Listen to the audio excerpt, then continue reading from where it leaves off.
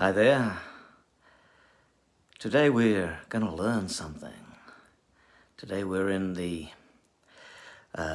schoolhouse of the Spirit of God. We're in God's territory of wisdom, and we're in Psalm 81. It reads in verse 12, "So I gave them up to their own heart's lust, and they walked in their own counsel."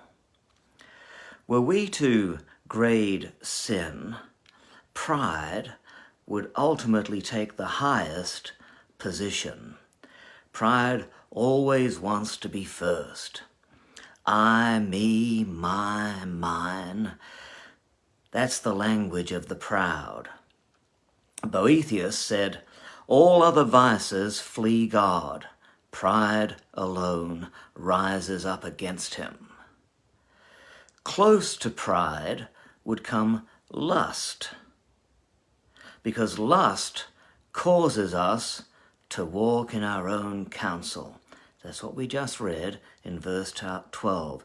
"So I gave them up to their own heart's lust, and they walked in their own counsel." That's what lust will do. It will have you thinking that you're right and that you have rights. Pride can be subtle. Lust can also be subtle. We don't think of lust as being subtle. We think of the green-eyed monster or the lustful spirit that a person can have. We think of people going out and trying to take things because they're lusting after things, but lust can be subtle. The serpent was more subtle than any other creature. So, in other words, these highest of sins have a way of sneaking up on you, have a way of poisoning you without you even realize what is going on. Demonic subtlety lies buried in the notion that I have rights and that I am right. Lust is out to get you to walk in your own counsel. Another thing about lust is it says, I want it, and I want it now. I won't wait. I refuse to save for it. I won't build towards it. I'll not be patient. I want it now. Lust gets me into debt because I've just got to have it now. It'll work out any way I can to have that thing that I want now. Lust ruins my future because I want my inheritance now. And I refuse to wait for God to give me something in its proper time. And there's spiritual lust. That's the kind of lust that was exposed in the heart of Simon the magician, Simon Magus, when he wanted to buy the power of the Holy Spirit. Lust can be hidden behind all kinds of spiritual language. Lust can be part of the language of the church, and it sounds all so spiritual.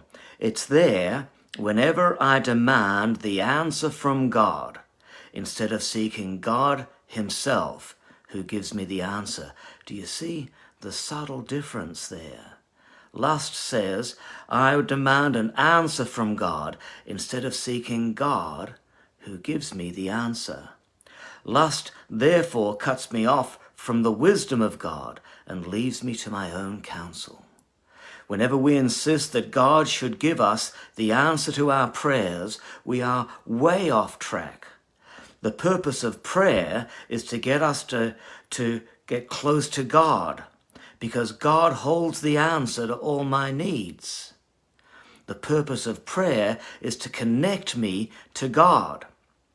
He then holds the answer to all my needs. But many of us, we go to God to twist his arm behind his back and to get him to plead uncle and give us the answer to the thing that we're wanting an answer to. Instead, we need to be seeking God, knowing that he has the answers to all our needs.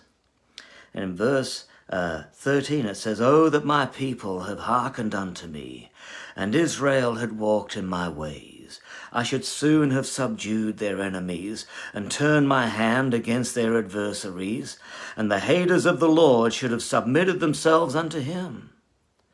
And their time," talking about Israel, "would have endured forever. And he should have fed them also with the finest of wheat, and with honey out of the rock should I have satisfied you." Listen to the voice of God as he pleads, "Oh, that you would listen to me, and walk with me, and follow my design, and be my disciple." It's the relationship that God is looking for. You're wanting visions and dreams and earth-shattering events, but the relationship is everything, and anything else can easily feed into our lust. We look for signs and wonders, never realizing that God is at work in our everyday lives and the people who are all around us. If we'll only obey and do the task that is placed closest at hand, then we will get to see him. One of the most amazing revelations you'll ever receive comes when you learn it's in the everyday things of life that Jesus is present. Now, had Israel curtailed their lust-driven demands, God would have moved heaven and earth to ensure that they had everything necessary for their victory and their prosperity and their blessing. And he'll do the same for you. If you sense the demands of lust rising in you, then deny yourself and pursue your relationship with God. And as you pursue your relationship with God, God will give you everything that you need and the victory that is so necessary for your life. And therein is the wisdom that God seeks to teach us out of Psalm 81. God bless you.